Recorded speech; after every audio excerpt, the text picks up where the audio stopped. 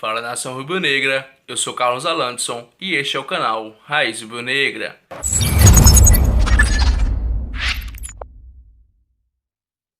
Antes de começar o vídeo, peço a todos que se inscrevam no nosso canal, deixe o seu like e ative o sininho para ficar sempre bem informado com notícias diárias do Mengão. Sem mais delongas, vamos para as notícias. Antes de irmos para o vídeo, quero mandar um salve para nossos amigos Júnior Bispo e Fabrício Ferreira, de Arapiraca, Alagoas, Micael, de Santa Cruz, Rio Grande do Norte, Raimundo Marcos, de Sobradinho, Bahia, Samuel Andrade e todos do grupo Flamaçapi, no Ceará, José Matos, de Taboão da Serra, São Paulo, Ariosmar Pereira, de João Pessoa, na Paraíba, Francisco Barbosa, de Teresina, Piauí, e Vitor Gabriel, de Jacarezinho, Paraná. Quer receber um salve no próximo vídeo? Então comenta aqui embaixo nos comentários seu nome e a cidade de onde você mora. Grande abraço a todos e vamos para o vídeo. Vamos começar esse vídeo falando sobre Caio Roque, pois aberta a propostas, Flamengo aceita vender o jogador por cerca de 50 milhões de reais. O Flamengo se tornou o clube com maior faturamento do Brasil no último ano, e parte da receita se deu por conta das vindas de atletas da base, como Renier e Léo Duarte. Com o crescimento de prestígio da base rubro-negra no mercado, mais um atleta que está na mira dos europeus é o lateral esquerdo Caio Roque. O clube, aliás, já tem uma base de valor pré-definida para negociá-lo, 8 milhões de euros, pouco mais de 47 milhões de reais na cotação atual. A informação foi divulgada inicialmente pelo jornalista Vene Casagrande, do jornal O Dia. Segundo ele, apesar da multa rescisória estipulada em 70 milhões de euros, há um consenso interno de que, caso alguma equipe formalize proposta em 8 milhões de euros, o jogador será negociado. Atualmente, com apenas 18 anos, Caio integra a categoria sub-20 e acumula convocações para as seleções de base do Brasil. Dentre clubes interessados, os que mantêm o monitoramento mais próximo são Milan da Itália e Fenerbahçe da Turquia. O atual vínculo de Caio Roque com o Fla vai até o fim de 2024, o que dá tranquilidade ao clube para definir sobre o futuro do atleta.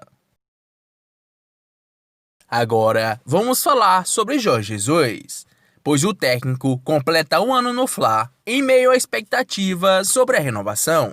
O Flamengo trabalha para que o projeto bem-sucedido de Jorge Jesus, que teve início há exatamente um ano com o anúncio no dia 1º de junho de 2019, tenha continuidade na Gávea. Ainda sem uma definição sobre o retorno do futebol, o rubro-negro vive a expectativa de resolver a situação, enquanto o contrato atual de Jesus estiver em vigor até o dia 20 de junho.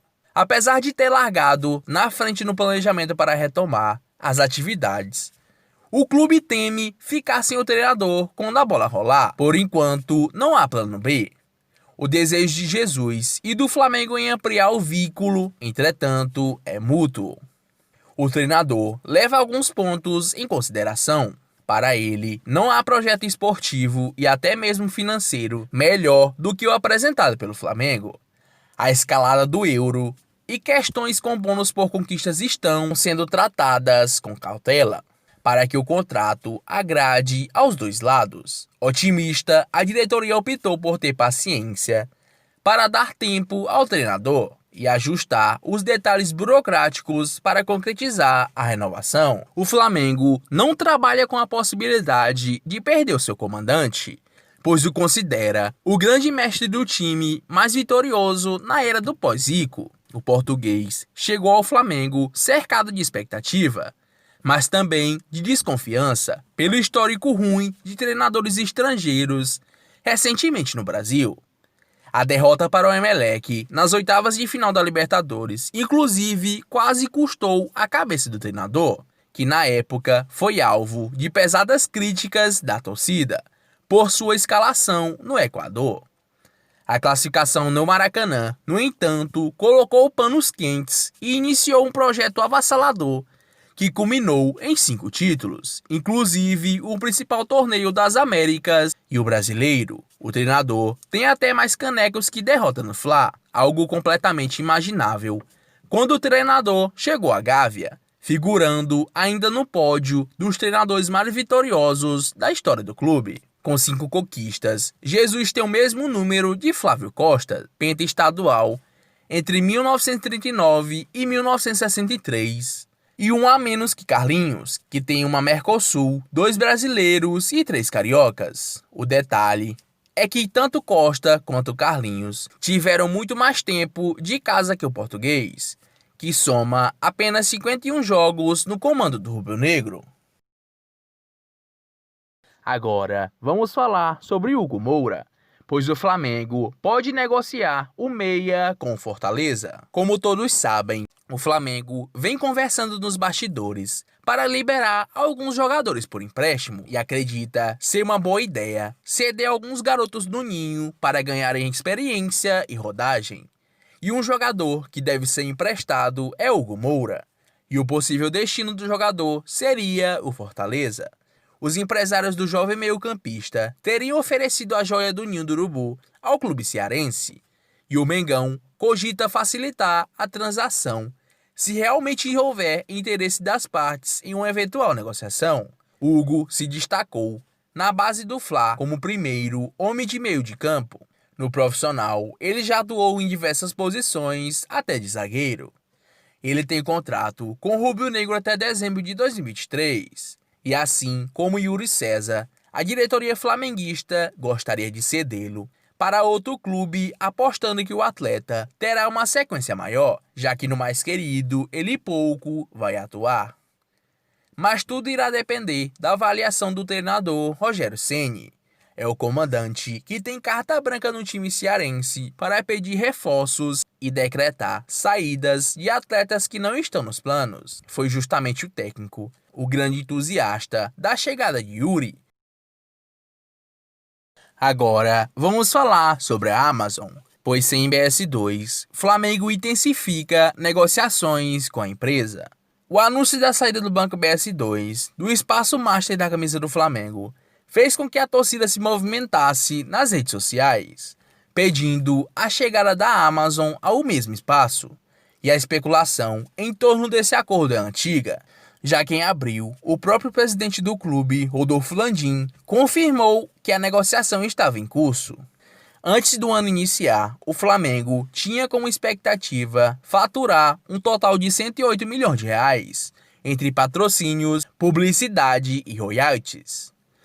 No primeiro trimestre, antes da pandemia começar, o clube amealhou 29 milhões de reais, sem público nos estádios, e a receita com patrocínio prejudicada no momento.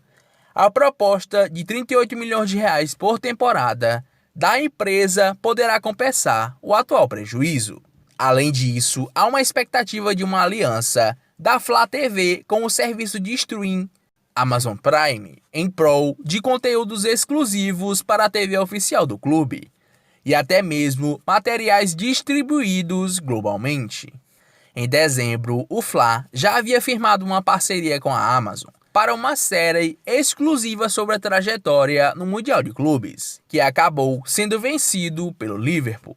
Desde o ano passado, que a Amazon passou a intensificar suas atuações no mercado brasileiro.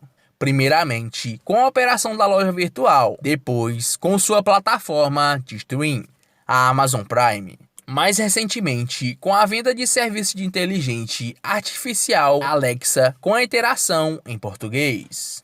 Importante lembrar que a gigante do e-commerce não possui histórico de patrocínio no esporte.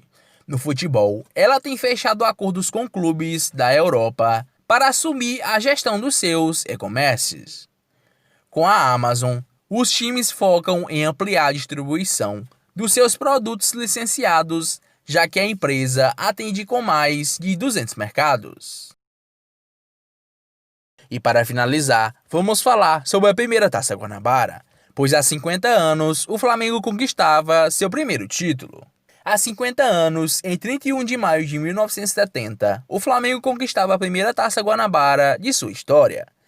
Em clássico contra o Fluminense, o Mengão não conseguiu sair do 1-1 no placar, mas o resultado foi o suficiente para a garantia do título. Na ocasião, Fio Maravilha marcou o gol do mais querido, e foi responsável pela comemoração da maior torcida do mundo. Fio Maravilha marcou o gol do Mengão aos 43 minutos do primeiro tempo, mas viu o tricolor empatar o confronto logo no início da segunda etapa. No entanto, o mais querido conseguiu administrar o placar e garantir o título. Na ocasião, o Flamengo era líder do grupo e, com o empate, terminou com um ponto de vantagem para o Fluminense, se consagrando campeão da Taça Guanabara, considerada a maior edição de todos os tempos. Atualmente, o rubro-negro é o maior campeão da história da competição, com 22 títulos. O último conquistado nessa temporada de 2020. Ao comando de Jorge Jesus, os Coringas do Flamengo bateram Boa Vista por 2-1 e sacramentaram a vitória e garantiram mais uma Taça Guanabara para o Museu do Fla-Memória.